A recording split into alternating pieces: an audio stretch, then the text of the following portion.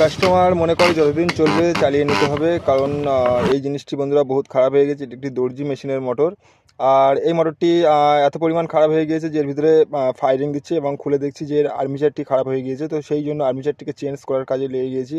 তো বন্ধুরা, armature change করতে গেলে বিভিন্ন রকম পার্টস আছে, পার্টসগুলোকে আগে খুলতে হবে। তো আমি সেটাই করছি এবং আমি একটি নতুন আর্মিচার নিয়েছি। এটি একটি সোয়া মাস্টার কোম্পানির কপার আর্মিচার।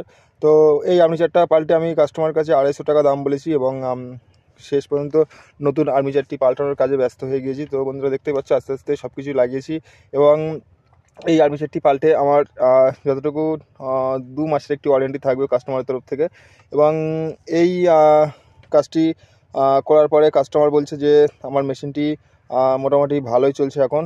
তো বন্ধুরা, আমার এই ভিডিওটি ভালো লাগলে একটি শেয়ার, লাইক, কমেন্ট করবে এবং যাদের পছন্দ হবে তারাও কিছু বলবে, না পছন্দ হলে মন্তব্য করে যাবে।